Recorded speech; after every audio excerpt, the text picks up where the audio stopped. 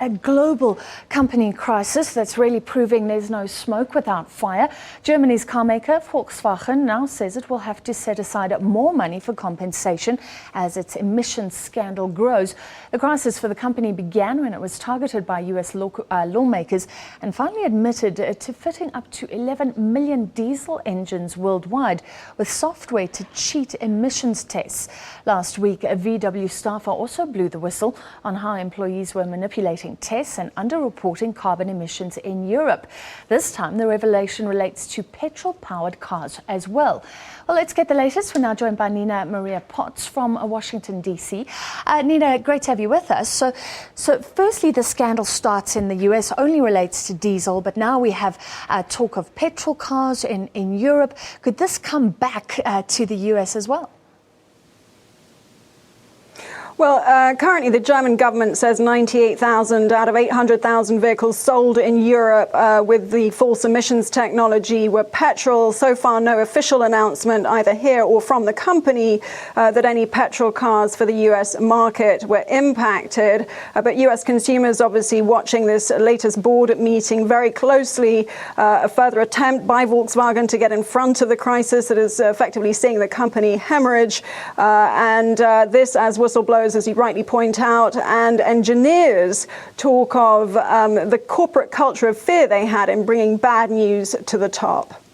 That corporate culture is something that the new CEO wants to look at. Is there really signs that there is a culture that needs to be changed within this company? I guess that's clear. I think it's clear also from the numerous denials we've had from Volkswagen and certainly what we're hearing, the number of lies that were laid over, the number of lies on top of lies on top of lies. I think it's very difficult to know how serious Volkswagen is about getting to the bottom of that corporate culture of fear. I think that their credibility has been so badly damaged in the US.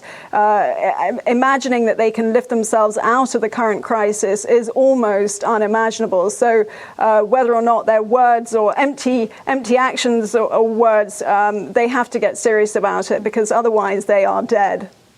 They're facing fines, facing various investigations in the US, in Europe, internally. When will we actually know what VW's fate, what their punishment is?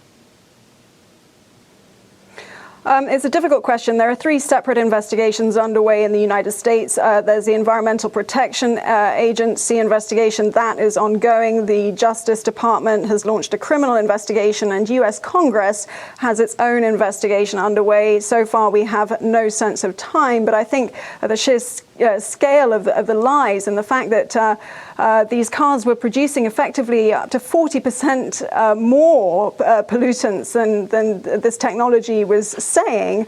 I mean, that is a clear slap in the face to US customers. And I think that there's a great deal of anger, not to mention the number of class action lawsuits that are now stacking up against Volkswagen on this side of the Atlantic. So let's talk about that anger. One thing that's affected is your resale value. Do we have any idea in the US if those resale values are being affected? And what about sales? Because some reports say sales in October actually went up.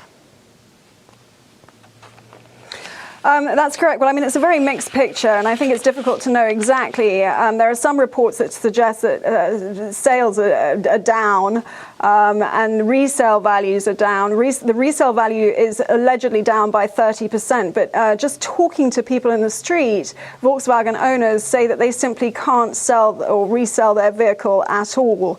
And to the other question of whether or not sales are down, I think, again, it's a mixed picture. Family cars, SUVs, very much down, some by 100%.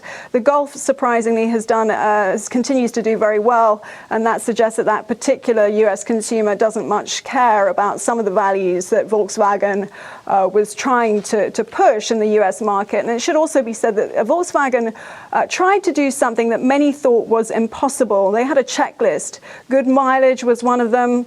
They wanted to prove that their cars were peppy and efficient, and that they weren't kind of clunky. They had a reputation for being sluggish.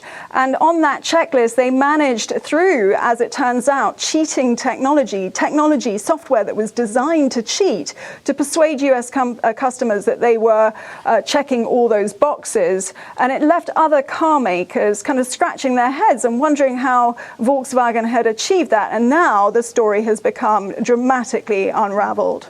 Thank you so much for your time, and let's watch if there are any new revelations. They keep coming. That was Nina Maria Potts in Washington.